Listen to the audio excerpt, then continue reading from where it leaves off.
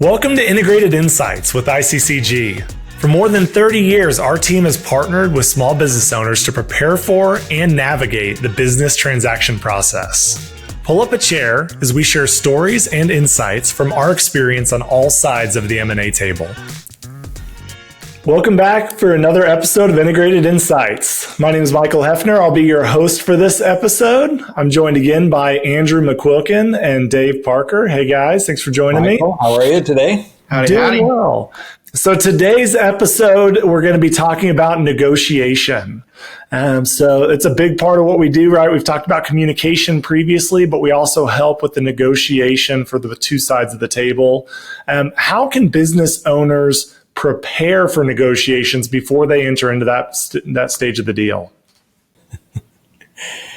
You know, I read this question during our pre-meeting, and I was like, first thing that came to my mind was fasten your seatbelt and hang on. That's kind of what I want to tell a business owner. Just fasten your seatbelt and hang on. It's going to be a bumpy ride. It's going to be a bumpy ride. It's going to be a bumpy ride. It's going to be a little fast and furious, but it'll be good. There you go. And at the end of the day, I think that what I really want to say is trust us. Just trust us. Trust us that we can get what you want. I don't know how many times we get to a point of negotiation and we're able to go, okay, here's what's really important, Mr. Seller. I feel like we've accomplished this goal, this goal, this goal, and this goal that you had. We're not quite there on this one. We may not get there. And so I think it's just really important to let everyone know that we're going to do the best we can to determine what everyone's goals are. And then we're going to meet those goals. And so it's important for you to communicate up front. As a seller, it's really important for you to communicate everything that you're wanting and thinking.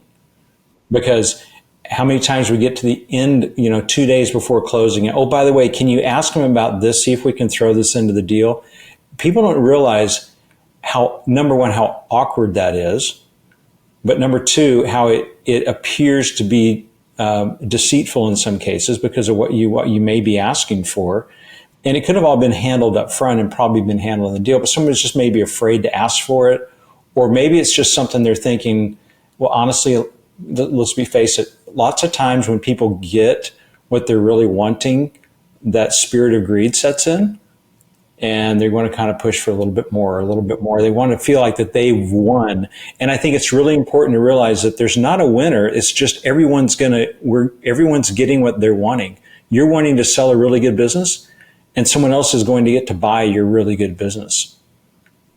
Let's don't make this a competition. Yeah, I think one of the things that we have to do is stop negotiating with our client, right? And because look, most business owners, they have done tremendously well to get where they're at. And a lot of what they do in their day to day is negotiating, right? They'll make sales, they'll talk with their customers, they're doing an incredible job, and they're in a lot of them are in the habit of negotiating, and so will try to negotiate with us on certain things. And honestly, look, we're trying to get you the most we can, right? And so as a seller on the sell side, we want you to have the most that you can get, right? And so don't negotiate with us. Be clear with what your expectation is, and allow us to negotiate on your behalf to get you what you're expecting or more. And so that's where we have to start. And we also have to understand that, a lot of deals, especially nowadays, the buyer and seller are going post-transaction, they're going to be on the same team, right? If most of the time now, sellers are going to be, they're going to be there with the business, either just transitioning, or they're going to be sticking around or helping run the company. And so that they may retain equity. And and this whole negotiation, hey, I want to better you. That's not the way that we set up success moving forward after the deal. And so we want to make sure that we are trying to negotiate from the same side of the table, and that's where it's the easiest on the front end to help our clients understand that that's what needs to happen. It's an interesting problem to have, right? Because ultimately, if we're doing our job well, it should feel kind of easy to our client. So that feeling of, oh, well, but I got what I wanted too easily there. Maybe I can get a little bit more. It's like, well, it wasn't that easy. We're just doing our job. So, and to that point, Michael, there are a few times where we've had a client where I brought them an offer and they say, well, so we need to ask for more now because that's their first offer. They didn't see the first offer, because we've already negotiated a handful of times. And so that they don't always see the first offer. We, a lot of times, just take that first offer and say, do better, So honestly, that's something that we have to walk through with sellers is, hey, this is not the first offer. So how does that response from the client change whenever you have multiple offers at the table? Is that similar? Is that magnified because there's 3 people? Now they want you to have them negotiate against each other. What does that look like? Well, by virtue of having multiple offers on the table, they're negotiating against each other. And, so we call it the auction process. It's not exactly an auction process, but maybe like a silent auction type of deal, to where, we're asking if we've got a business that we know is going to be responded to well by a lot of buyers, then we would maybe set a date where people put in their not letters of intent, but IOIs, their indications of interest, and that they would kind of throw a first number out there.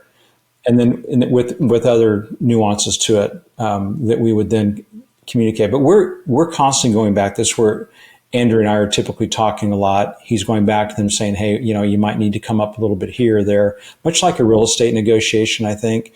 You have to be very careful, though, that you're not, you've got to keep integrity going through all that and make sure that you're not doing things like I've had situations where we're buying a company, we're on the buy side.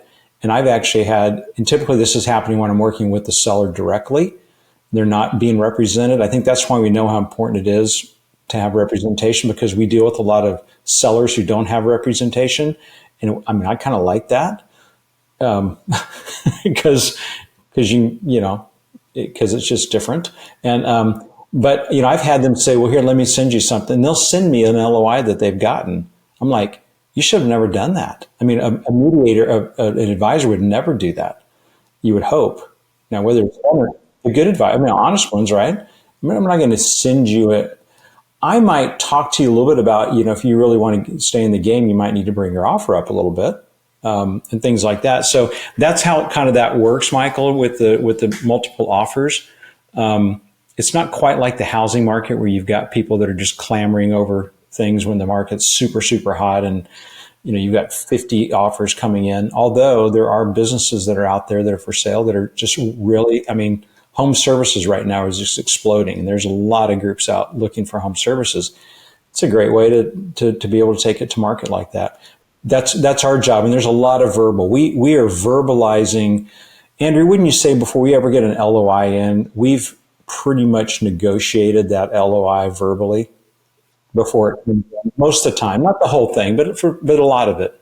Yeah, probably 80% of what is in the LOI we've addressed verbally for sure. I would say that's probably a safe number. And so I think that with multiple offers, it's not just about the numbers, right? I know it might be beating a dead horse here over and over again at every episode, but again, it's not always about the numbers, or it's not only about the numbers, but it's also about the people behind the numbers, right? And so when we let's say we have 3 offers and for one of our sellers, and they're completely different outfits, right? We may have a strategic buyer, an individual buyer, a financial buyer. There's so many, and even may have like 3 financial buyers at the table too. And so you put up different things about the buyer, comparing the buyers, not just the offers, with the seller, right? And so, hey, who do you trust? What would actually line up well to what your goals are? It's not just that's where we can negotiate that, but let's first talk about who you would want to sell to. And then let's go to that person and let's talk about how we can improve that offer if it's not good enough. And so those are things that we do with the seller and how we choose who to negotiate with first. Right. The net number is really what people are after, right? I mean, someone may be willing to do a stock purchase rather than an asset purchase. And that's going to save someone taxes. They can give us a lower offer, but it may be a higher net number for our seller. They may be wanting to do more seller financing, and our seller may not. They may have already said no to seller financing. Well, it behooves us to go back and say they've said they're not going to accept seller financing. So do you really want to put an IOI in there that has seller financing in it? So it's up to them at that point. But that's how we can negotiate the nuances of it. At the end of the day, they're going to have a number that's already in their head. It's those other little things, like Andrew said, that we can be helpful with. What about in the deals that it's not so much about the purchase price? What about the deals that the previous owner's staying on, things like that? Because the price is determined in the LOI up front, but how do you negotiate those other non-financial pieces? Yeah, that's interesting. I mean, there are quite a few things that we would need to negotiate. We'll say it's a lot of it is just giving expectation to it, but like transition, it's also about structure, not just about the price, but the structure of the deal, whether it's a seller note or earn out or rolled equity. All of those the working capital. It's kind of interesting. A lot of other advisors I've noticed, they don't necessarily want to address, or they don't care to address working capital. Many do. I'll say that. But most of the time, it's even a deal that's happening that doesn't have an advisor. They don't address the working capital portion of the deal, and so we're sticklers on that. We will never let a client sign an LOI without addressing the working capital, because that's a big deal killer on the back end after if you haven't addressed it, and it's a surprise towards the end. So we have to make sure that it's up front. This is what we're planning. And then we can move forward after we agree. Those are the types of things that are important to us to negotiate. I would say also employees. What role are people going to play? I've got my daughter working in the business with me. They want to continue. What does that look like? Well, she doesn't really work a whole lot, but she gets full-time salary. Or, honestly, we negotiate all that. We try to get we'd come a little bit shy of full-on employee contracts because we feel like the attorneys need to get involved with that. But we will help if need be to go into some. And we've had people's family members be able to stay in on the business and receive a paycheck for X number of years, and that's kind of figured into the pricing. But that's the way they wanted to do it, and that was really good for the owner, and that was really good for their families. So again, up front, what are your goals? How do we communicate those? How do we negotiate those? And how do we negotiate them? We just throw it out there. This is what's important to the seller. And most buyers, the buyers we like to deal with, really care about the sellers, and they really want that relationship with them. So they want to know what's important to them. This is really important to them, that their daughter continues to have a place to go to work every day. And they're willing to have you continue to kind of price that into the deal. especially for the ones that are maybe they're not retaining equity, but they're staying on for. We've had many business owners that part of their day to day in running the business is the sales portion of it, and so they want to continue selling because that's what they love doing.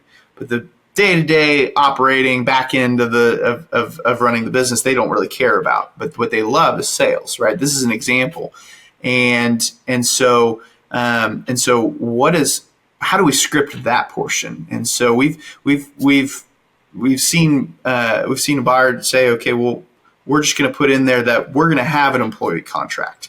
Okay, well, what's going to be in that, right? And so what's the salary, or what's the commission, or what's the, all of those things, and even scripting out, hey, you're going to do this for this period of time, and that it's basically the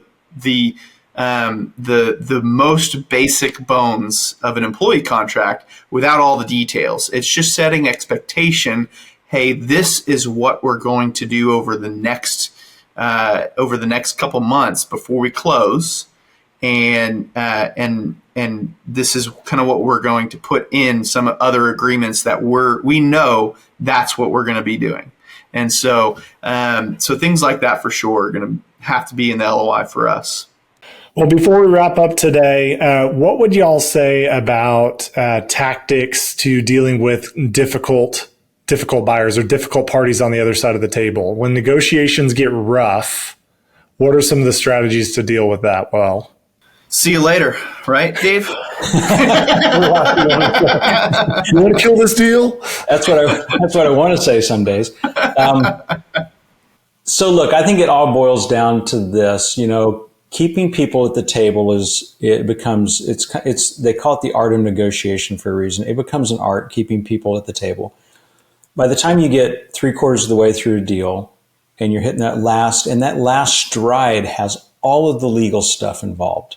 In fact, attorneys love to leave the legal stuff till the very, very end. And with that always comes a lot of stress and a lot of things that just are brought up at the last minute or that are thought of. And so, deal fatigue sets in, and deal fatigue is a real thing. And it's different. You may wake up today and feel fine about everything, and the buyer's got deal fatigue. The next day, the seller may have it. And our job is to keep everyone not happy, to keep everyone satisfied, and to keep everyone as satisfied as we can. We're not allowed to have deal fatigue. Yeah, exactly. We have deal fatigue too. But here's what I think with I've thought a lot about this because, really, I don't know exactly how we do what we do.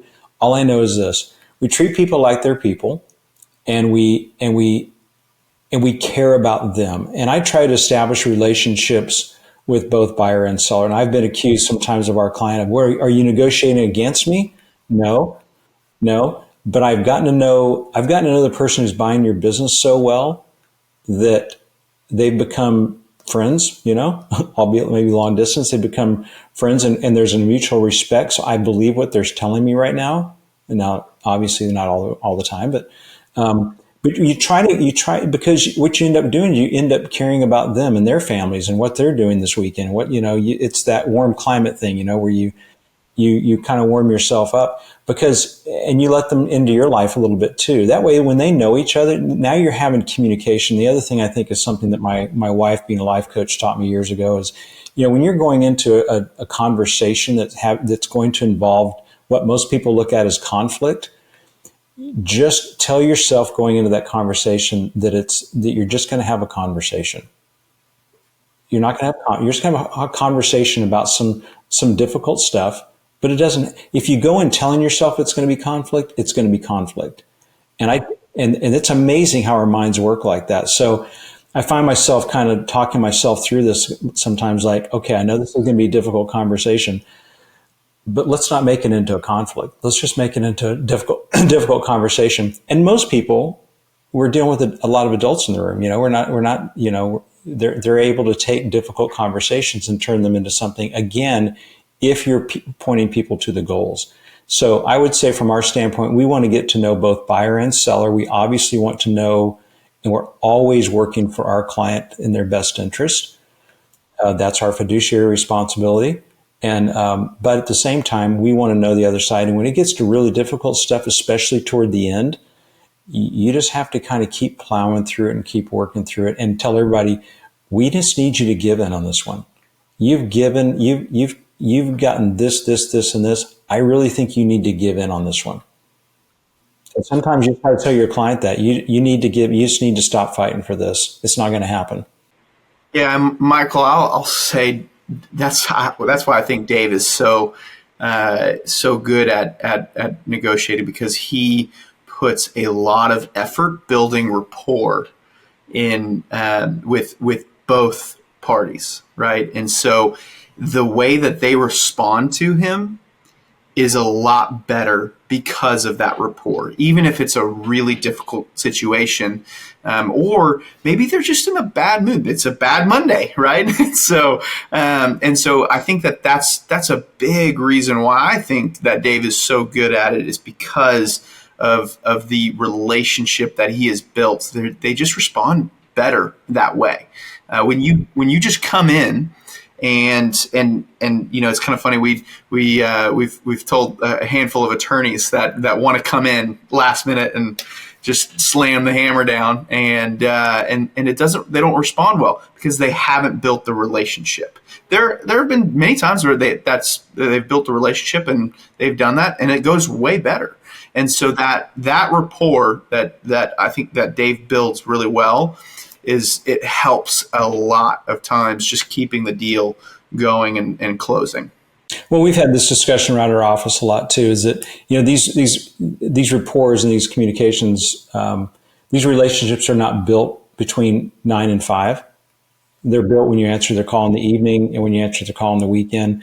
And I think that's part of an intermediary's responsibility. We just have to be available. There is no time frame on a deal. I mean, the attorneys are often working weekends, and we just have to be available too, and that's we tell our team, we're training our team to do that when they're in a space where they have to be communicating with people.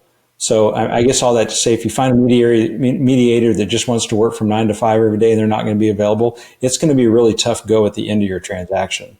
And I will also say one of the things, because I know that, look, I've got kids, and there are specific times where I'm not answering my phone.